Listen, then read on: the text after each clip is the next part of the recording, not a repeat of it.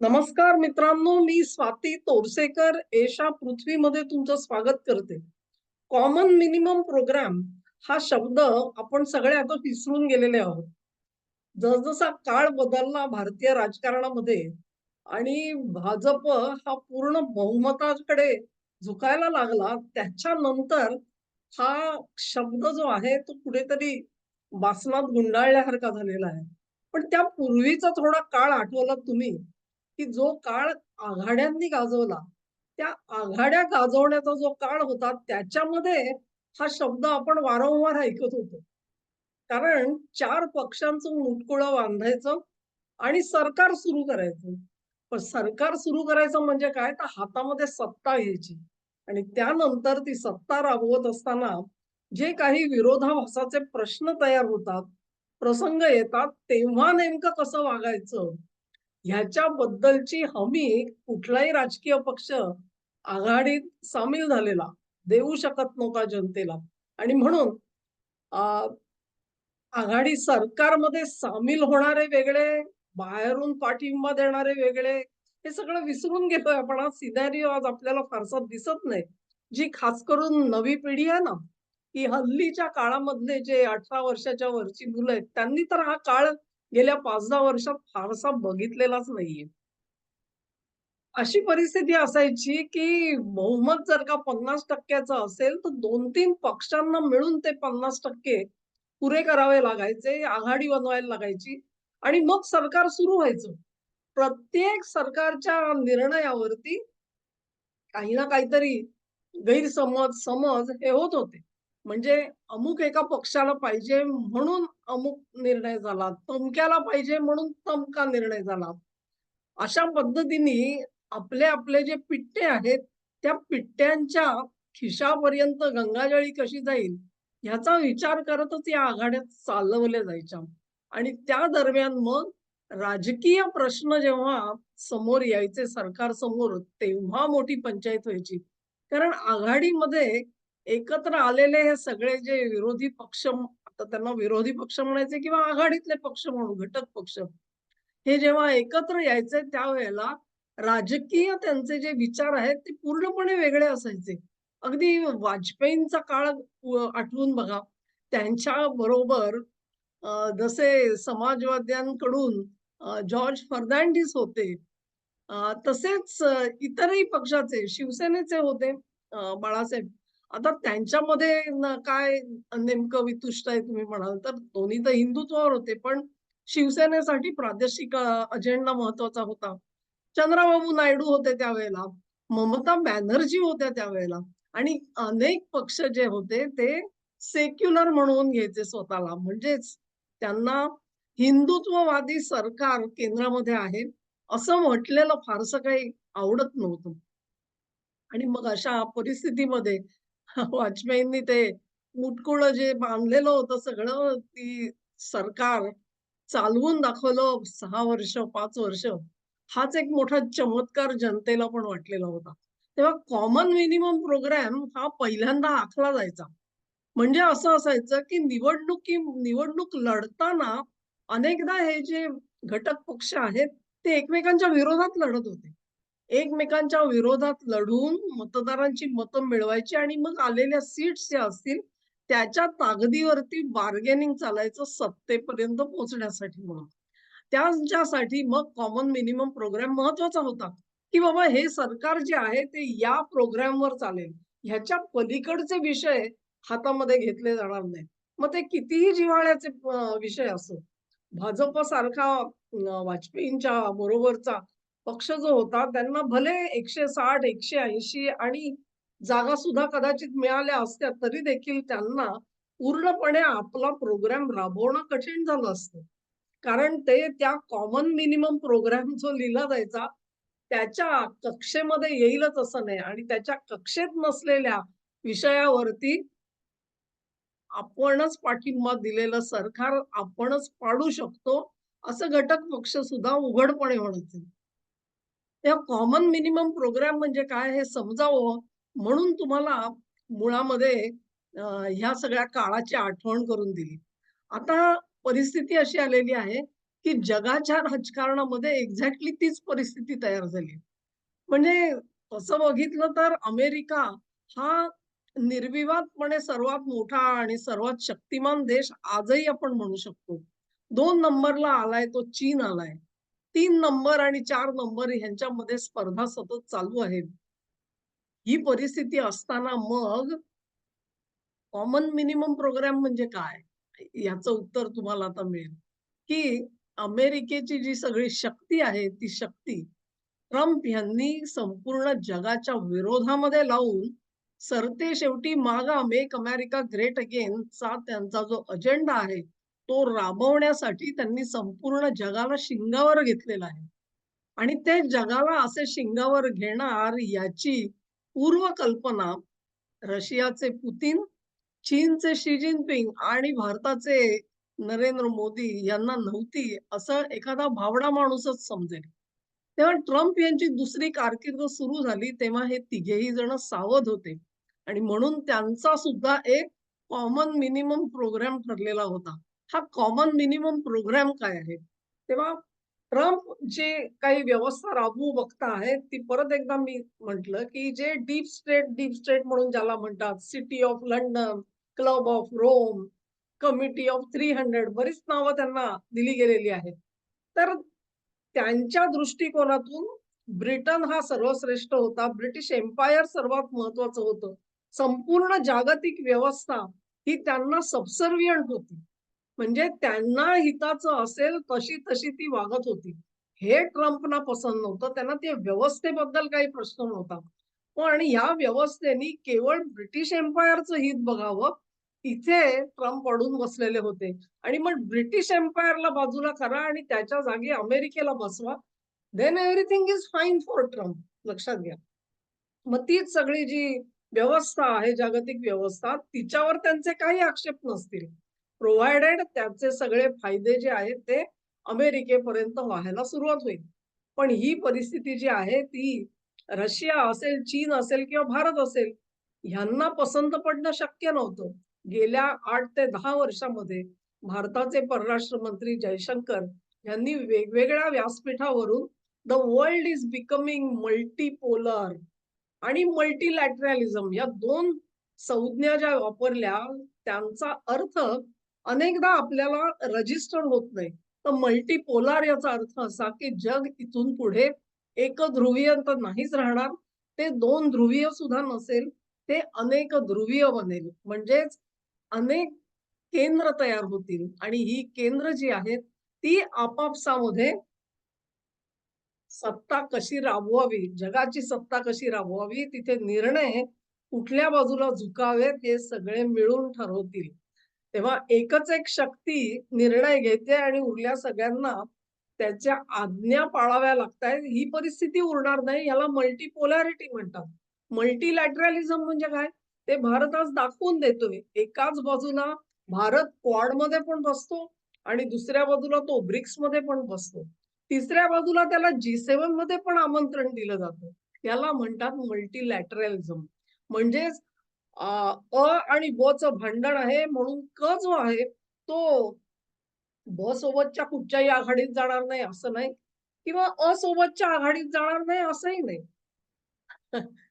ला जेव्हा वाटेल, की माझ्या देशाचं हित कशामध्ये आहे, त्या दृष्टिकोनातून तो प्रयत्न करेल. ही गोष्ट जी आहे ती केवळ भारतासाठी आपल्याला त्या सगळ्याचं नवल वाटतं. पण खरं सांगायचं झालं जे मोठे देश आहेत ना, त्यांनी एक्झॅक्टली हेच तत्व जे आहे ते फॉलो केलेलं तुम्हाला दिसेल.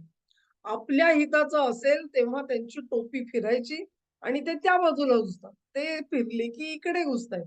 ही प्रोसेस कंटिन्युअसली चालू होती.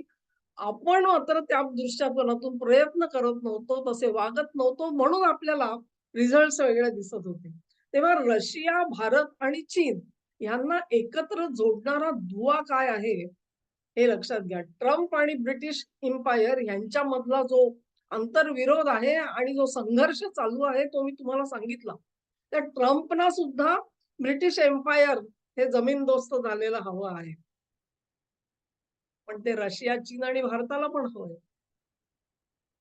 तेव्हा ट्रम्प जेव्हा तो अजेंडा राबवतात, जिथे-जिथे ब्रिटिश एम्पायर वरती आघात होऊ शकेल अशी पावलं उचलतात, तेव्हा रशिया, चीन आणि भारत गप्प बसतात.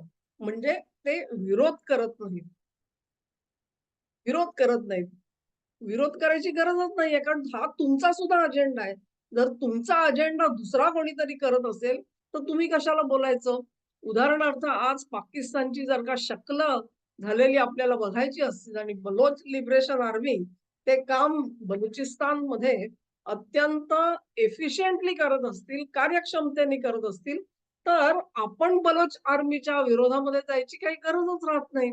आणि आपण उघड पाठिंबा द्यायची पण गरज राहत नाही. तेव्हा आपण आपली अलिप्तता पण राखतोय आणि आपलं काम कोणीतरी करतोय याच्याबाबत आनंद पण बघतोय. म्हणजेच तुम्ही विरोध करणं ही सुद्धा त्या प्रोसेसमध्ये भाग घेण्यासारखं असतं किंवा तुम्ही पाठिंबा देणं हे सुद्धा असतं. पण ट्रम्प विरुद्ध ब्रिटिश एम्पायर ह्या लढ्यामध्ये ट्रम्प जर का सर्वशक्तिमान ठरले आणि त्यांनी त्याचा पाडाव केला, तर तो तुम्हाला आणि मला सुद्धा हवाय. लक्षात घ्या. त्यामुळे एक प्रकारे कॉमन मिनिमम प्रोग्राम जो आहे, तो कॉमन मिनिमम प्रोग्राम अनेकांचा तसाच आहे. तुम्ही म्हणाल, की एवढं ब्रिटिश अंपायर शक्तिमान आहे का, की जे एकाच वेळेला ट्रम्पच्या सोबत सुद्धा लढतंय आणि रशिया, चीन भारताला सुद्धा जवळ न घेण्याचा प्रयत्न करते. तर ते खरोखरच शक्तिमान आहेत. म्हणून 400 वर्ष जगावरती राज्य करू शकले. आणि ते 400 वर्षामध्ये जे काही त्यांनी नॉलेज पैदा केलेलं आहे, स्वतःजवळ ओढून घेतलेलं आहे, ते सहजासहजी झिरोइज करण्यासारखं नाहीये आणि म्हणून सगळ्यांनी एकत्र येऊन त्याचा पाडाव करण्याची गरज आहे. But at the same time जर ब्रिटिश एम्पायर खाली आलं, तर ती जागा ट्रम्पना मिळू नये, हा पण एक कॉमन मिनिमम प्रोग्राम असू शकतो. आणि तो कॉमन मिनिमम प्रोग्राम रशिया, चीन आणि भारत इम्प्लिमेंट करताना तुम्हाला दिसतंय. म्हणजेच ट्रम्पना हे सगळं त्यांना करू देत. ब्रिटिश एम्पायरवरती एका मागोमाग एक आघात करू देत त्यांना. त्याचं स्वागत आहे. पण त्यानंतर डॉलर हा सर्वशक्तिमान राहणार नाही. ह्याच्यासाठी सायमल्टेनियसली रशिया, चीन, भारत सुद्धा प्रयत्न करतायत. आणि त्यांनी स्वतःची एक समांतर व्यवस्था तयार केलेली आपल्याला दिसते. हे सगळं करत असताना रशिया, चीन आणि भारत हे काय फार एकदिलाने प्रयत्न करतायत का? एकदिलाने नाही. कॉमन मिनिमम प्रोग्रामचा अर्थ काय होता? प्रत्येक पक्ष आपापल्या पक्षाचं धोरण चालवत होता. राज्य करत असताना कुठले विषय टच करायचे आणि कुठले सोडून द्यायचे ह्याच्यावर निर्णय झालेला होता. तीच गोष्ट इथे सुद्धा आहे. रशियाची स्वतःची धोरणं आहेत, भारताची स्वतःची धोरणं आहेत, चीनची स्वतःची धोरणं आहेत. ते ती राबवतच असतात. भारत आणि चीन ह्यांच्यामध्ये वितुष्ट येण्यासारखे जर काही मुद्दे असतील, तर त्या मुद्द्यांचा प्रभाव हा ना त्या ब्रिटिश एम्पायरला खच्ची करण्याच्या प्रोग्राममध्ये व्यत्यय आणतो किंवा डिडॉलरायझेशनच्या प्रोसेसमध्ये व्यत्यय आणतो. तीच परिस्थिती भारत आणि रशियाची सुद्धा आहे. त्यांच्यात सुद्धा अनेक विरोधाभास जरूर आहेत. ते युतुष्टाला जाण्यासारखे पण असतात. पण ते सगळे आत्ता सध्याला बाजूला ठेवलेले गेलेले. रशिया आणि चीनची पण तीच परिस्थिती आहे. त्यांच्यामध्ये मी व्हिडिओ केला की नाही मला आठवत नाही. पण युक्रेनमध्ये जे ड्रोन वापरले गेले आणि हे ड्रोन रशियावरती चढाई करण्यासाठी वापरले गेले. त्याच्यामध्ये चीनी बनावटीचे पार्ट्स वापरले गेलेले होते. हे रशियानी आता सिद्ध केलेलं आहे आणि त्यांनी तो प्रश्न चीनकडे लावून धरलेला आहे, की निदान तुमच्या बनावटीचे पार्ट्स तरी युक्रेनला मिळू देऊ नका, अशी त्यांनी आपली बाजू लावून धरली. कारण आधी तुम्ही पार्ट्स बनवणार आणि त्याचा उपयोग आमच्यावर हल्ला करण्यासाठी होत असेल, तर then it has to stop. There has to be some change in that situation. तेव्हा प्रत्येक जण रशिया असेल, भारत असेल किंवा चीन असेल, ह्यांचे एकमेकांमध्ये मतभेद नाही असं नाहीये. ते विकोपाला जाणार नाहीत असं पण नाहीये. पण तरी देखील एक अजेंडा अतिशय क्लिअर आहे. मी काही दिवसांपूर्वी एक व्हिडिओ केला होता, की ट्रम्पनी चीनवरती दडपण आणलं. काय? तर नाही बाबा तुम्ही कसंही तुम्ही भारतावर आक्रमण करा. तैवानवर करू नका. तैवान घशात घातलात तरी चालेल. ट्रम्पनी तैवानला सांगितलं तुमची सगळी मायक्रोचिप्सची इंडस्ट्री आहे ती सगळी अमेरिकेत येऊन आणा आणि तिथे सुखेनाही व बिझनेस करा. त्याचाच अर्थ ते दुसऱ्या बाजूने सांगत होते, मी तैवानचं रक्षण करू शकणार नाही आणि त्या बाजूने चेक देत होते, की चीननी भारतावरती आक्रमण करावं, काही प्रश्न नाही. पण रशिया, चीन आणि भारत हे कॉमन मिनिमम प्रोग्रामच्या बाबतीत त्यांच्यामध्ये इतकी स्पष्टता आहे, की अशा प्रकारची वितुष्ट ते आपलं ध्येय साध्य होईपर्यंत फोरफ्रंटवरती आणू देणार नाही. सप्टेंबरमध्ये जी ब्रिक्सची कॉन्फरन्स होते आहे, त्या कॉन्फरन्ससाठी पुतिन स्वतः तर येतातच आहेत. पण असं म्हटलं जात आहे, की चीनकडून स्वतः शी जिनपिंग सुद्धा भारतात येत आहेत आणि हा मोठा सिग्नल असणार आहे. जर शी जिनपिंग आले आणि पुतिन आले, तर पुन्हा एकदा तुम्हाला शांघाय कोऑपरेशनसाठी जेव्हा हे तिघे नेते एकत्र भेटले, ते जे दृश्य दिसलं, तेच दृश्य तुम्हाला इथे दिसेल. तिथे जसा हास्यविनोद चाललेला होता एकत्र येऊन, तो का चाललेला होता? कारण त्याच टेरिफनी भारत आणि चीन दोघांनाही छळण्याचा प्रयत्न झाला. रशियाला छळण्याचा प्रयत्न आर्थिक निर्बंध घालून केला गेला. रशियाकडून तेल घेऊ नका म्हणून भारतावरती दडपण आणलं गेलं, कारण भारत सॉफ्ट टार्गेट आहे. चीनला सुद्धा सांगितलं गेलं असेल, चीनने दाद दिली नसेल. हा भाग वेगळा आहे किंवा त्याला प्रसिद्धी दिली गेली नसेल. पण ट्रम्प ना काय खुपतंय लक्षात घ्या. त्यांना केवळ ब्रिटिश साम्राज्याचा पाडाव नाही करायचा आहे. त्यांना ती जागा स्वतःसाठी घ्यायची आहे. आणि तू पाडाव तर कर, पण तुला ती जागा मिळू देणार नाही. कारण सरतेशेवटी जगाच्या अर्थव्यवस्थेचा गुरुत्व मध्य हा हळू-हळू, हळू करत पूर्वेकडे झुकतो आहे. हे सूर्यप्रकाशा इतकं स्वच्छ झालेलं आहे. हा जो काळ येणार आहे, मी गौरीताईंबरोबर जो व्हिडिओ केला, डॉलर सोन्याशी निगडीत होईल का? अ, ह्या सगळ्या गोष्टींचं उत्तर तुम्हाला काही वर्षांनी मिळणार आहे. तुम्ही असं म्हणू नका, की 5 दिवसामध्ये झाला का? महिनाभरात झाला का? त्याची घोषणा झाली का? वगैरे, वगैरे. या गोष्टी अलाईद असतात आणि त्या हळू होणार आहेत. कारण हे जे ट्रान्झिशन होतंय, हा जागतिक बदल जो होतो आहे, ह्या बदलाचा काळच मुळी 2032 पर्यंतचा ठरवला गेलेला आहे. तेव्हा हळू करत एकंदरीतच घेतली हातात सुरी आणि मार शरीरावरती, असं हे ऑपरेशन केलं जात नाहीये. जगाला एका स्थितीतून दुसऱ्या स्थितीत नेण्यासाठी जो एक मार्ग ठरलेला आहे, त्याच्यावरती आस्ते कदम पावलं टाकली जातायत. अशा तऱ्हेने की मिनिमम नुकसान व्हावं लोकांचं आणि हा मिनिमम नुकसान व्हावं करत असताना ट्रम्प काय करतायत, ब्रिटिश एम्पायर काय करतंय आणि विरोधात रशिया, चीन, भारत काय करतायत, हे चित्र मी आता तुमच्या समोर स्पष्ट केलेलं आहे. तेव्हा हा जो कॉमन मिनिमम प्रोग्राम तिघांचा आहे, हा प्रोग्राम लक्षात घ्या. मग तुम्हाला जेवढ्या बातम्या येतात ना, की भारत, चीन तुतुष्ट, भारत, रशिया, रशियाने बघा कसं आपल्याला फसवलं किंवा आणि इतर काही. एक लक्षात घ्या, तुमच्या लक्षात आलं असेल, की मी जेव्हा म्हणते हे 3 देश एकत्र आहेत आणि अर्थव्यवस्थेचा गुरुत्व मध्य पूर्वेकडे येतो आहे. हे करत असताना ट्रम्पची अवस्था बघा काय आहे. ट्रम्पला कोणाशी भांडावं लागतंय, तर ब्रिटिश एम्पायरशी भांडावं लागतंय. आणि मग ते करत असताना त्यांचे जे पारंपरिक मित्र होते युरोपामधले, तिथे असलेली संरक्षण व्यवस्था नेटो ही त्यांच्या पायातली आज बेडी होऊन गेलेली आहे. ही बेडी नसती तर ट्रम्पने आणखी गतीने पावलं उचललेली आपल्याला दिसली असती. तेव्हा त्यांना हळू करत त्या बेड्यांमधून आपले पाय सोडवायला लागतायत आणि कारवाया करायला लागतायत. अशा बेड्या रशिया, चीन आणि भारताच्या पायामध्ये नाहीत. हा त्यांच्यासाठी एडव्हांटेजचा पॉइंट आहे. आणि म्हणून ट्रम्प चिरडीला आलेले जे आपल्याला दिसतात, डेस्परेट दिसतात, कारण त्यांनाही हे जे त्रिकूट आहे, हे त्रिकूट फोडण्याची प्रचंड इच्छा आहे. कारण त्यांना माहिती आहे, मी एकेकाला सामना करू शकतो, पण हे तिघे एकत्र आले तर माझ्यासाठी कठीण होईल. आणि म्हणून ते मॅक्सिमम प्रेशर जे आहे, ते भारतावर आणण्याचा प्रयत्न करतील. आणि हे प्रेशर आणण्याचा प्रकार आहे ना, तो खूप मोठ्या टोकाला जाऊ शकतो, हेही लक्षात घ्या तुम्ही. त्याच्याबद्दल वेगळा व्हिडिओ करू आपण कधीतरी.